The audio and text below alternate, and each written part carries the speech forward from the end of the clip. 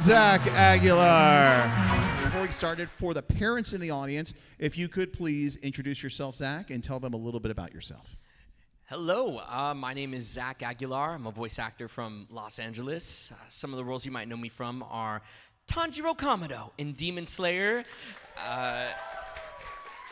Ether in Genshin Impact, Byleth in Fire Emblem Three Houses and Super Smash Bros., Genos in One Punch Man, Koichi in JoJo's Bizarre Adventure, Dr. Hedo in Dragon Ball Super Superhero, David Martinez in Cyberpunk Edgerunners, and what up, Choom? And yeah, like Colt from Hunter x Hunter, and Arthur Pendragon in the Seven Deadly Sins. Yeah, the list goes on. Keep going. I can. No, I'm just kidding. I only know so many off the top of my head, actually, which is kind of weird to think about because there's a time when I would go around and I started first doing conventions and public appearances, and I had three roles that I knew just right off the top of my head. I'm like, I played Slain in Ald Noah Zero, I played Arthur in the Seven Deadly Sins, and I played Tolkien in Sword Art Online or something. And those were the three that I would tell everybody about, and everyone was like, who? I will say you know more than the average person I do this with, though. You have them all set, too, which is really good because most people are like, you know me from this, thank you. And it's like, no, talk about all your work, man. I'm a big fan of that because that's a lot of work for, you've been doing this how long? How many years? A little over a decade now. Over a decade. He's already got that large of a body of work. Give him a round of applause. Crazy. Oh, thank you. It's so weird to have been a part of all these random properties and franchises. Like, people will come up to me and say, dude, I didn't even know you were in One Piece. I'm like, yeah, I played a guy called Gyro with a crab arm, and I don't know what happened to him, but he had this kind of voice. So he's connecting the anime Infinity Stones for his glove. Exactly. Excellent. So we can sit here and chat for the next 30, 45 minutes, or hear me out. There's a microphone right there. And you guys can line up and ask questions about obscure Japanese cartoons that he may or may not know about. It's this little thing called anime. What was your reaction to seeing Cyberpunk Edgerunners just being this massive cultural phenomenon over the pandemic? Oh, it was awesome. Crazy, because when I worked on the show, I went into the studio in LA. Everything was still very COVID-y, and they patched in people from Japan and Poland. Funny enough, as I was working on this thing, I'd get in and I'd have the same time every single day, 9 to 1, 9 to 1, 9 to 1, every day. I would just go in, work on Edgerunners, and it was just so cool because when I first got cast as the role, I didn't know much about the show.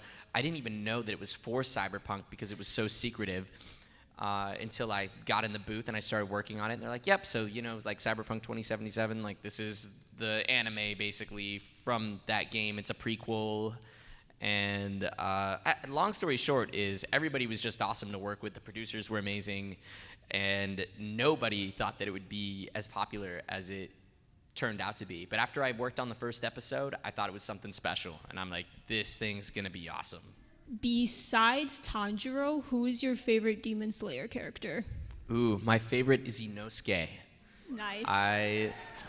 I love that madman, and Bryce Papenbrook, too. He's a good friend of mine. Yeah, he's a great voice actor. He's such a positive dude. Every time I see him, he's like, hey, how's it going?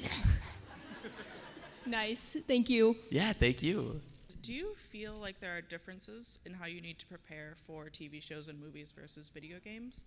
And then also, which do you prefer working with? TV shows? Anime, good question. Games? Yeah, oh my gosh. There's not entirely a huge difference in terms of acting mentality, but what I try to do is just really think about the character that I'm gonna portray if I'm lucky enough to know that information ahead of time. Really, a lot of my acting work, if people who are curious about doing this or getting into voice acting, I 100% agree that you should definitely take improv classes because there have been so many times when I just show up to a session and it's under some code name project like Scarlet 32, and I'm like, I don't know what that is. It's not even a real game title. It's just a code name. And they'll be like, okay, you're playing this young kid. This is his tragic backstory. 3, 2, 1, do it. And that's kind of like how it goes. We don't have a whole lot of prep time. So it's kind of, it's mostly the same. I love working on movies because it's cool to like go and see them in the theater. I mean, when I worked on Mugen Train, I did it all from my house, which was kind of like a makeshift sort of thing because of the pandemic, and it ended up working out, and the company was really happy because they were able to hit their deadline and still release the movie, and we were all able to be a part of it.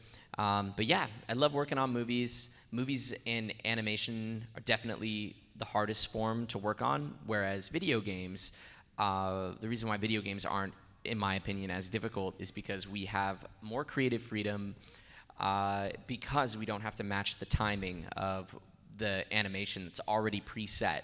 So for all Japanese anime, we have to match to the lip flap that has already been given to us for a show that's already been completely, totally animated to a different language. So then, yeah, we come in, got to match to that, and yeah, say a prayer. Hopefully it works.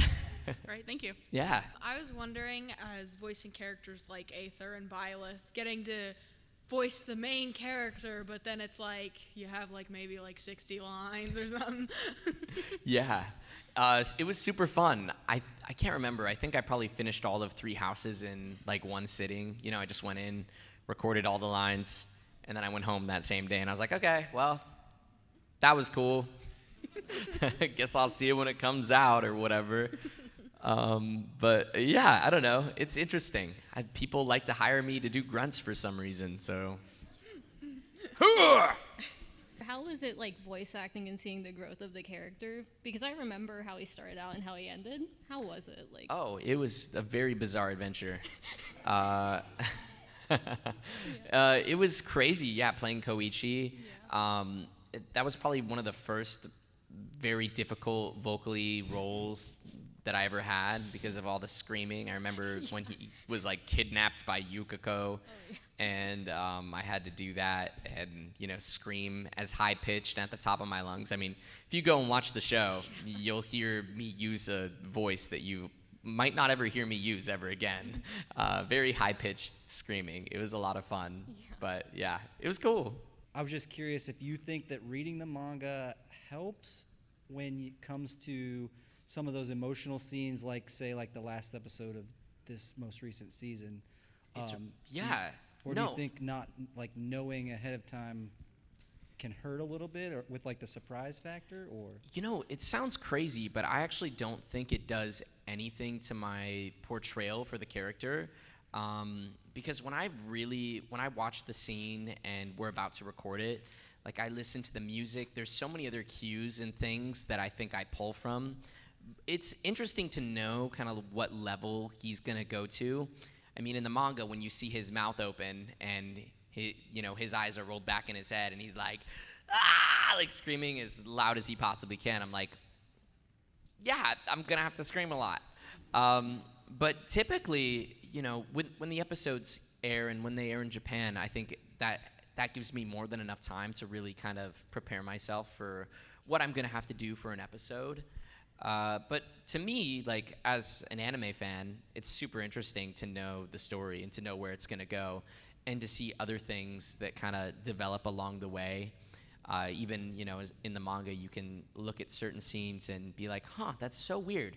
Like, that was kind of cut out of the anime, like, a little bit, or one of the panels. Like, they didn't really elaborate on that like they did in the manga.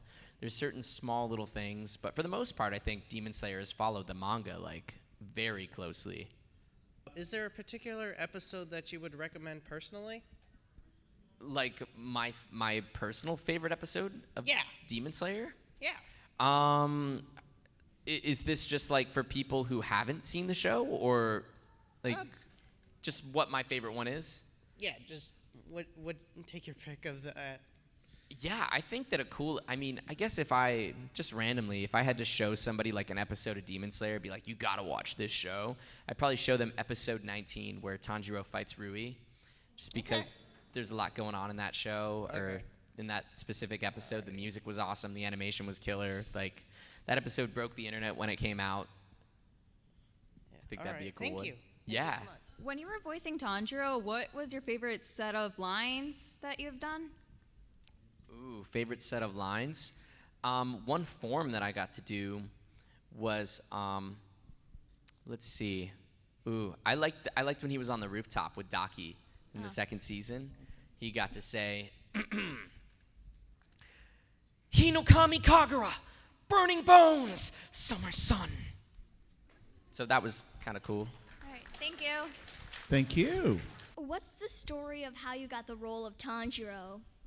Yeah, good question. So I had been working with this studio called Bang Zoom Entertainment for quite a while. I had done One Punch Man through them. I did JoJo's Bizarre Adventure through them. And one day auditions just were sent to my email randomly for Demon Slayer. And I auditioned for Tanjiro, Zenitsu, and Inosuke. I just kind of did them all. Like, I focused my time a lot on Tanjiro because I think that was like my best chance. Zenitsu seemed like he screamed a lot.